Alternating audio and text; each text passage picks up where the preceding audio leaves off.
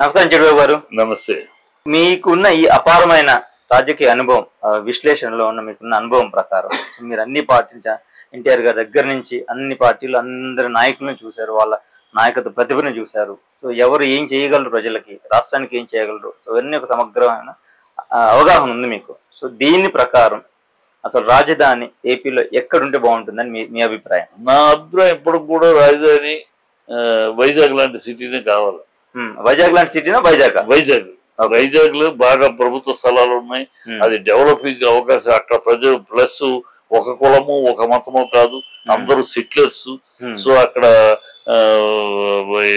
మిగతా కుల రాజకీయాలు మత రాజకీయాలు రగిలే అవకాశం లేదు. ప్లస్ క్లాస్, దానికి పేరే క్లాస్ సిటీ. మేము సినిమాల్లో వైజాగ్ లో సక్సెస్ అయిందంటే సినిమా క్లాస్ సినిమా, రాజమండ్రిలో సక్సెస్ అయిందంటే మాస్ సినిమా అనేవాళ్ళం. రిపోర్టు వైజాగ్ అయితే ఇది క్లాస్ సినిమా, వైజాగ్ బాగుందంటే, రాజమండ్రి బాగుందంటే మాస్ సినిమా.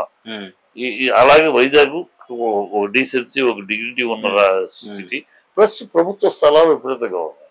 ఒక మద్రాసు లాగా, ఒక చెన్నై లాగా, ఒక బాంబే లాగా, ఒక కల్కట్టా లాగా ఒక రాజధాని అంత స్థాయికి ఎదిగి కాంపిటేటివ్ గా క్యాపిటల్ గా దేశంలో రాష్ట్రంలో మన రాష్ట్ర క్యాపిటల్ ఆ స్థాయికి వెళ్ళాలంటే వైజాగ్ లాంటి సిటీని కట్టడానికి 1,00,000 కోట్లు అవుతాయి. 1,00,000 కోట్లు అయ్యి అమరావతిని వైజాగ్ స్థాయికి తీసుకురావడానికి చాలా టైం పడుతుంది. అసలు మినిమం కట్టాలి 1,00,000 కోట్లు. రోడ్లు గిడ్లు రైలు 1,00,000 కోట్లు అవుతుంది. 1,00,000 కోట్లు ప్రజాధనం ప్రజలకు ఉపయోగించకుండా ఈ మా కోరిక మా రియల్ ఎస్టేట్ కోసమనో, అక్కడేదో లోతట్టు ప్రాంతం వానస్తే ఏమవుతుందో తెలీదు. దాన్ని నిపుణులందరూ కూడా 3 పంటలు పండే భూములు అక్కడ వద్దు అని చెప్పారు. అయినా మొండితనంగా అక్కడికి వెళ్ళి చేయడం కారణం ఇప్పటికైనా అక్కడ కట్టారు. అసెంబ్లీ ఉంటుంది, జమ్మని అసెంబ్లీ అక్కడ ఉంటుంది. ఉద్యోగస్తులు కట్టారు, అక్కడ ఉంటారు. ఇక్కడ సెక్రటరీ పనిచేసి సెక్రటరీ నీకు నాకు పనే ఉంది, రోజు వెళ్ళాల్సిన పని లేదు, నీకు మనం వెళ్ళాం, వాళ్ళు ఉద్యోగస్తులు వెళ్తారు వస్తారు. Kurnool judicial capital. ఈ దేశంలో 8 రాష్ట్రాల్లో 2 క్యాపిటల్స్ ఉన్నాయి. 2 Capitals, judicial capital, executive capital అని. ఈవెన్ గుజరాత్ లోనే గాంధీనగర్, అహ్మదాబాద్ గాంధీనగర్ ఏమో సెక్రటరీ ఎగ్జిక్యూటివ్ క్యాపిటల్, అహ్మదాబాద్ ఏమో జ్యుడిషియల్ క్యాపిటల్. అలా 8 రాష్ట్రాలు ఉన్నాయి. కాశ్మీర్ అవ్వచ్చు, 8 రాష్ట్రాల్లో ఉన్నాయి. 2 క్యాపిటల్స్ ఉన్నాయి 8 రాష్ట్రాల్లో. 3 క్యాపిటల్ ఉంటుంది, నష్టం ఏంటి? 3 క్యాపిటల్ ఉండటం వల్ల ప్రజలకు జరిగే నష్టం ఏంటి? ఆ దూరం ఉంటే దూరం, రోజు నీకు నాకు ప్రజలకు అవసరం ఆ క్యాపిటల్కి వెళ్ళడానికి. అవసరం ఉన్నప్పుడు వెళ్తారు. ఏంటి నువ్వు రియల్ ఎస్టేట్ కోసం అక్కడేదో పొలాలని రేట్లు పెరుగుతాయి మీకు అని వాళ్ళని ఏదో భ్రమలో కల్పించి చేయటం తప్పితే ఇప్పటికీ క్యాపిటల్ ఈ 3 క్యాపిటల్స్ అనే సిద్ధాంతం చాలా మంచిది. 3 ఏరియాలు డెవలప్ అవుతాయి. వైజాగ్ క్యాపిటల్ అయితే చాలా వెనకబడిన జిల్లా. శ్రీకాకుళం ముందుకు వస్తుంది, విజయనగరం ముందుకు వస్తుంది. వైజాగ్ స్టీల్ ప్లాంట్ మన వదిలి వెళ్ళిపోదు. వైజాగ్ రైల్వే జోన్ బ్రహ్మాండంగా వస్తుంది, క్యాపిటల్ ఏరియా అంటే బ్రహ్మాండంగా వస్తుంది. అది వైజాగ్ అవటం వల్ల.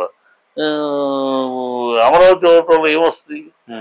అమరావతికి ఇంటర్నేషనల్ ఎయిర్పోర్ట్కి వెళ్ళడానికి గంట ప్రయాణం అవుతుంది. క్యాపిటల్ అంటే సముద్ర తీరము, ఇంటర్నేషనల్ ఎయిర్పోర్ట్.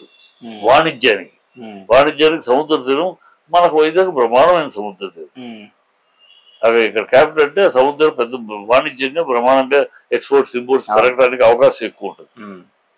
బాంబే ఎయిర్పోర్ట్ లాగా, ఒక చెన్నై ఎయిర్పోర్ట్ లాగా ఉంటది. అలాగే కర్నూలులో జ్యుడిషియల్ అంటే అక్కడ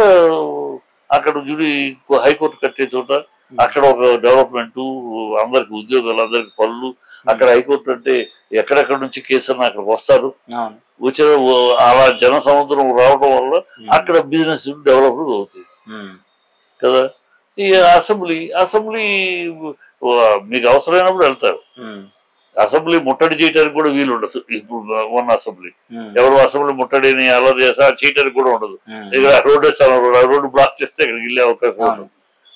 సో అది మూడో బెస్ట్ నా ఉద్దేశంలో.